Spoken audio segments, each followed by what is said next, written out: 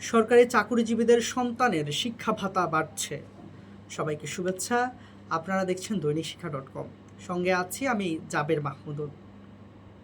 নবম জাতীয় পে স্কেলে সরকারি চাকুরিজীবীদের সন্তানের জন্য শিক্ষা ভাতা ১,৫০০ টাকা বৃদ্ধি করে ২,০০০ টাকা করার সুপারিশ করা হয়েছে।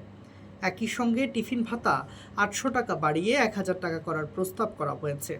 বুধবার সাবেক অর্থ সচিব জাকির আহমেদ খানের নেতৃত্বাধীন ২৩ সদস্যের বেতন কমিশন প্রধান উপদেষ্টা অধ্যাপক ডক্টর মোহাম্মদ ইউনূসের কাছে রাষ্ট্রীয় অতিথি ভবন যমুনায় বেতন ভাতা বৃদ্ধি সুপারিশ সংবলিত প্রতিবেদন জমা দেন। প্রতিবেদন থেকে এসব তথ্য জানা গেছে। প্রধান উপদেষ্টার দপ্তরে জমা হওয়া প্রতিবেদন সুপারিশ পর্যালোচনা করে দেখা যায়, বর্তমানে ১১তম থেকে ২০তম গ্রেডের কর্মচারীরা মাসিক ২০০ টাকা টিফিন ভাতা পান। তবে নতুন বেতন কমিশন এ ভাতা বাড়িয়ে ১,০০০ টাকা করার সুপারিশ করেছে।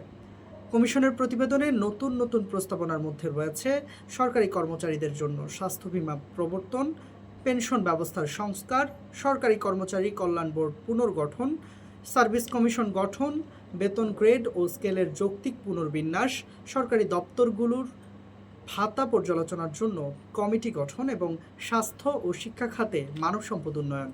ধন্যবাদ।